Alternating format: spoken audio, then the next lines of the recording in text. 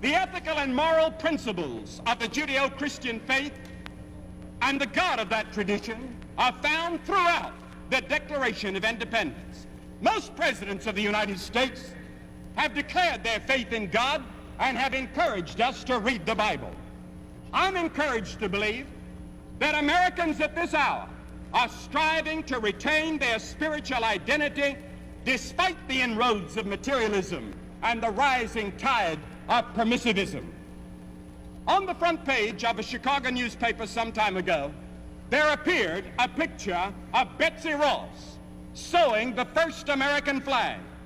And over the picture was the caption, "Time to check our stitches." Let's check the stitches of racism that still persist in America. Let's check the stitches of poverty that bind some of our countrymen. Let's check the stitches of foreign policy to be sure that our objectives and goals are in keeping with the American dream. Let's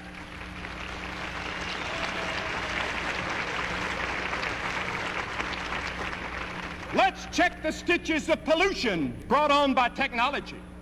Let's check the stitches of a moral permissiveness that could lead us to decadence. Let's even check the stitches of freedom to see if our freedom in America has become licensed.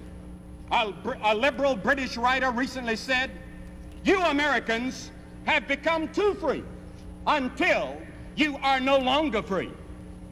What a wonderful thing it would be if we could check these stitches before we celebrate the 200th birthday of America only 6 years from now. It could be done.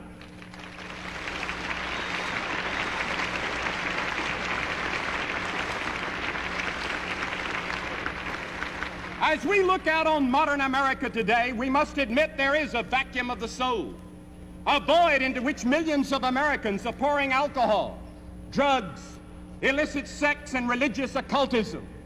Our youth are perishing in an orgy of quest. They want the older generation to tell it like it is. They have questions they're asking, the ultimate questions of life. Why am I here? Where did I come from? Where am I going? What's the meaning of life? The Bible is the only book in the world that fully answers these ultimate questions. I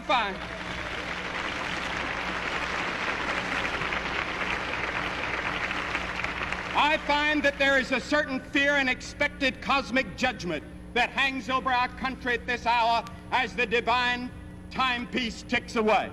Thomas Jefferson felt this deeply when he said, "I tremble for my country when I reflect that God is just and that his justice cannot sleep forever." The Bible teaches that God will judge any nation that turns its back on him, especially a nation like America, which has been given privileges and responsibilities more than any nation in history. At President Eisenhower's first inauguration, he put his finger on a verse of Scripture.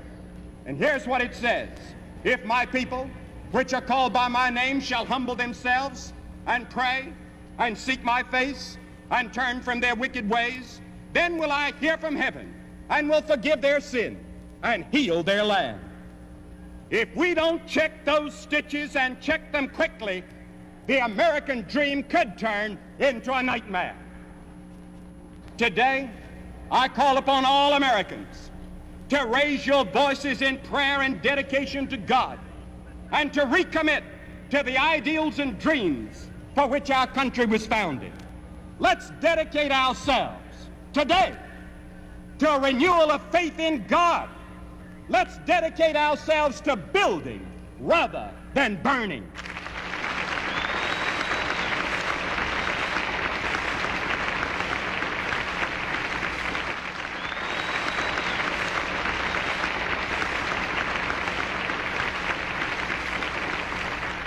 What our forefathers began, we must work to fulfill. Their goal must be our goal. Their vision must be our vision. It is the vision of one nation under God where men can live together as brothers in freedom. I'm asking all Americans today, especially our young people, to pursue this vision under God, to work for freedom and for peace. It'll not be easy. The journey will be hard. The day will be long. The obstacles will be many. But I remember today a word spoken by Sir Winston Churchill, whose courage and faith and persistence carried his nation through the darkest days of World War II. The headmaster of Harrow, the famous prep school that Churchill had attended as a boy, asked Mr. Churchill to address the students. The headmaster told the young people to bring their pencils and their notebooks to record what Britain's greatest man of the century would say. The moment they had waited for came. The old man stood to his feet and spoke these words: "Never give in. Never give in. Never, never, never." I say to you today, pursue the vision, reach toward the goal, fulfill the American dream, and as you move to do it, never give in, never give in, never, never, never, never.